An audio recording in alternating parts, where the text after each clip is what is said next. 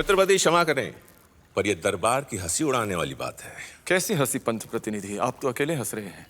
अपनी योग्यता साबित करने का हक हर एक को होता है। पुत्र अगर पिता की पगड़ी पहन ले तो उसमें पिता की बुद्धि तो नहीं आ जाती। चंदन के वृक्ष को भी सुगंध देने के लिए एक उम्र की आवश्यकता होती है। पर कांटा छोटा हो तब भी चुभता है, काय मरता। चीते की चाल, बाज की नजर और बाजीराव की तलवार पर संदेह नहीं करते, कभी भी मात दे सकती है। मैं बाजीराव बल्लाड़, स्वर्गीय पेशवा बालाजी विश्वनाथ का पुत्र, खुद को पेशवा के पद के लिए योग्य मानता हूं और इसके लिए हर कसौटी से गुजरने के लिए तैयार हूं। कसौटी तो जरूर होगी बाजीराव, पर उसका फैसला हम नहीं, पंत प्रतिनिधि करेंगे।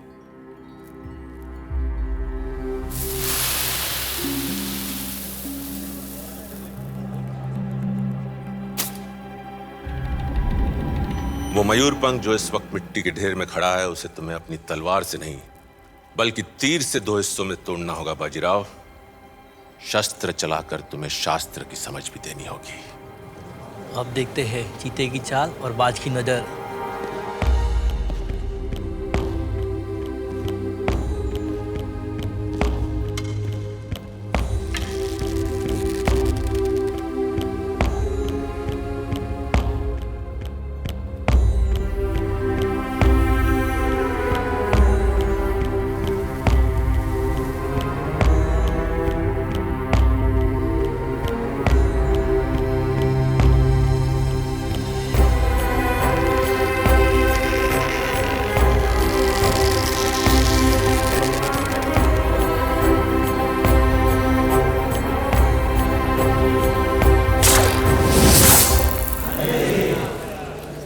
महाराज, शर्त थी मयूरपंख को 2 हिस्सों में तोड़ने की, और पूरा दरबार देख रहा है।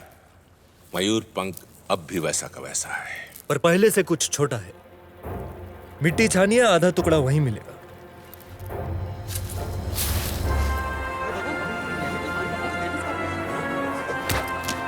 यह था मेरे शस्त्र का परिचय। अब शास्त्र सुनिए। वो मिट्टी हिंदुस्तान की है और वो मयूरपंख मुगल सल्तनत का पेड़ जिसकी जड़ें हैं दिल्ली, और वो तीर मराठा साम्राज्य का। जड़ पे वार करो तो बड़े से बड़ा पेड़ भी गिर जाता है। कमाल है तुम्हारी सोच पेशवा।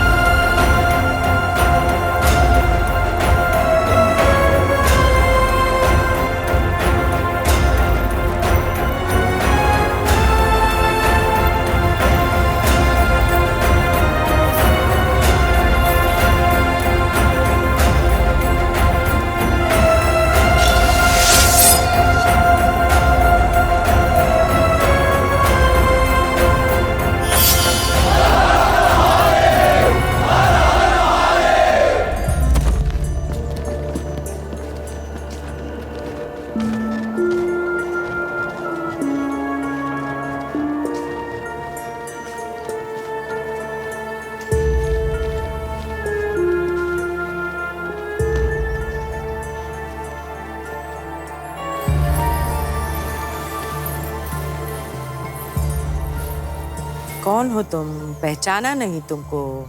आप राजा छत्रसाल की बेटी हैं। हमें पता नहीं था कि राजा छत्रसाल की इतनी खूबसूरत बेटी है। खुशी हुई तुमसे मिलके। शुक्रिया। नाम क्या है तुम्हारा? मस्तानी। मस्तानी। अच्छा, तुम्हारे पिता के तो कई रिश्ते थे, तुम किसकी बेटी हो? रूहानी बेगम की। मुसलमान हो।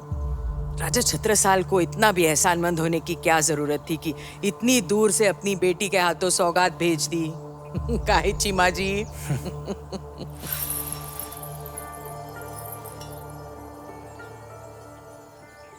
ये कटार तो राव की है। जी उन्होंने ही दी थी, और बुंदेलखंड में लड़कियों का ब्याह कटार से भी होता है।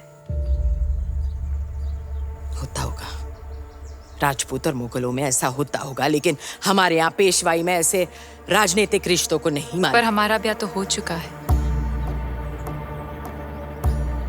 चीमा जी, इनका पूना से बाहर रहने का बंदोबस्त किया जाए और बुंदेलखंड वापस जाने से पहले मिलके जाना।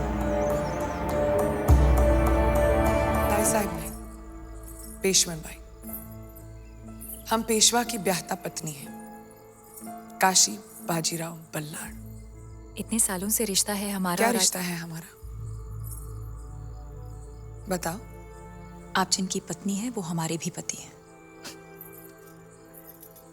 होगी, पर जहां तक हमारी समझ है, एक पत्नी के होते हुए पुरुष अगर दूसरी पत्नी को ले आए तो उसे उपवस्त्र ही कहते हैं। ये उपवस्त्र बड़ा ही भारी शब्द है, वो आम भाषा में उसे क्या कहते हैं? वो रखियल।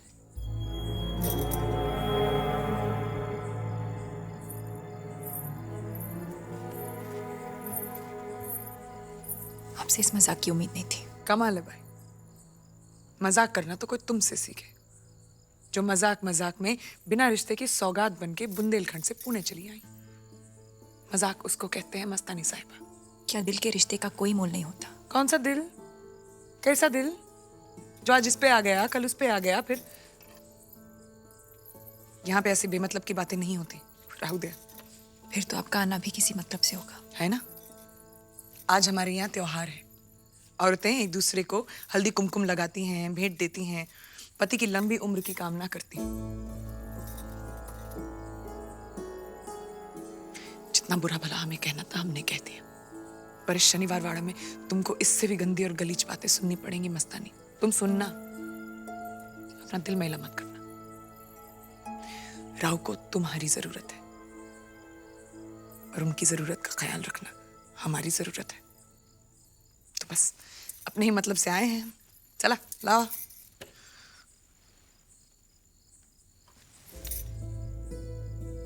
यही हाथ पकड़ते हैं ना तुम्हारा वो।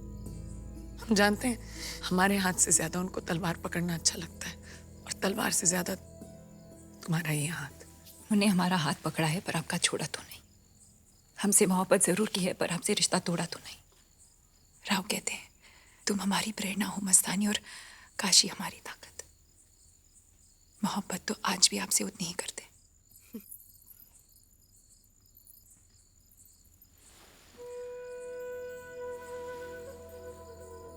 आज यहाँ आकर अपने बुंदेलखंड की इस नाजायज बेटी को सिंदूर जितना जायज बना दिया।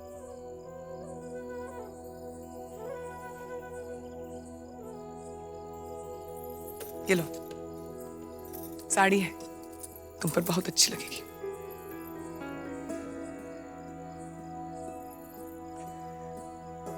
चलते।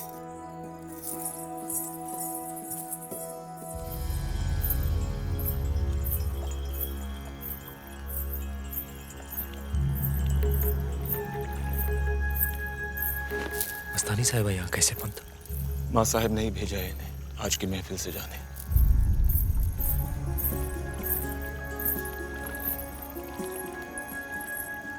महफिल शुरू की जाए।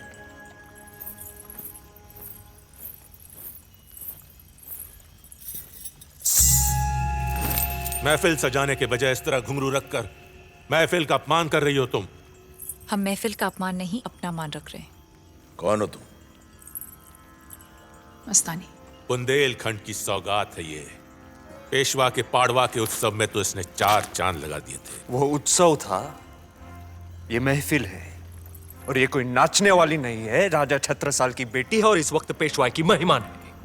लगता है ये मेहमान कुछ ज्यादा ही खास है। खास है प्रतिनिधि, इनकी वजह से आज ये पेशवा जिंदा है और पेशवा की वजह से मराठा साम्राज्य जिंदा है। आला लक्षात। क्षमा सावी छत्रपति, इनको यहां से जाने की आज्ञा दीजिए। इनकी जगह इस महफिल में नहीं है। सही कह रहा है पेशवा। तुमने पेशवा की जान बचाई है, बदले में हम तुम्हें क्या दे सकते हैं? अगर हमने मांग भी लिया तो आप दे नहीं सकेंगे छत्रपति। ऐसा क्या है जो एक छत्रपति नहीं दे सकते? पेशवा,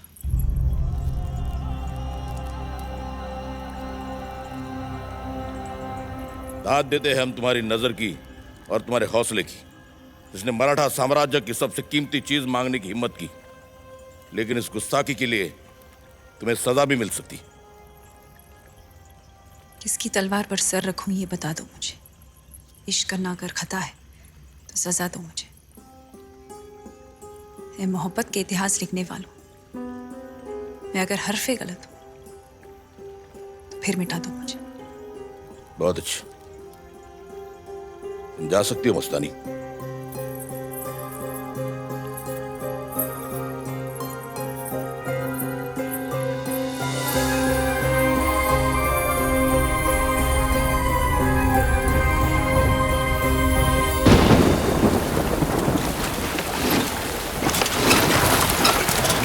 नाव को मत बांधो, अब उस पार जाएंगे। सरकार, अचानक पानी बहुत बढ़ गया है। ऐसे तूफान में नाव को उस पार लेकर जाने से हमारा नुकसान होगा।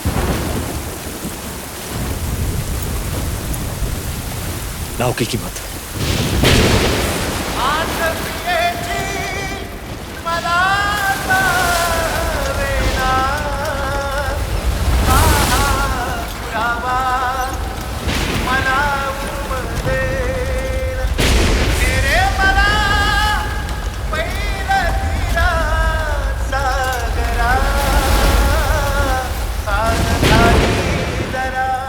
नहीं, ये तूफान थमेगा पैसा। चलिए वापस चलते हैं बुंदेलखंड। और वैसे भी हमें यहाँ के क्या मिला है?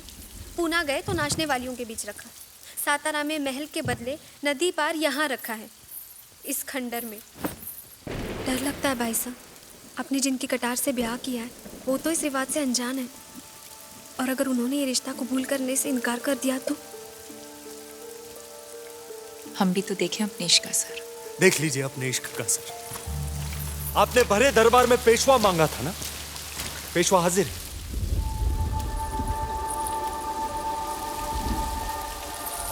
मानना पड़ेगा मस्तानी साहब, जिस रिवाज से, जिस रिश्ते से हम अनजान थे, उसके लिए आप अपना सब कुछ छोड़कर चली गई।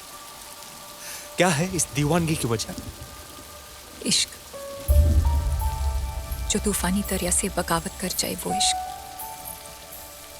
भरे दरबार में जो दुनिया से लड़ जाए वो इश्क, जो महबूब को देखे तो खुदा को भूल जाए वो इश्क। ये समाज, ये शनियारवाड़ा आपको कभी नहीं अपनाएगा। हमारे साथ इश्क मतलब अंगारों पर चलना होगा। कबूल है। हमारी पत्नी है काशी, हम आपको पहली पत्नी का दर्जा कभी नहीं दे सकते। हम सिर्फ आपके कभी नहीं हो सकते। कबूल है। हमारा नाम अपने नाम से जोड़कर आपको बदनामी के अलावा और कुछ नहीं मिलेगा। कबूल है।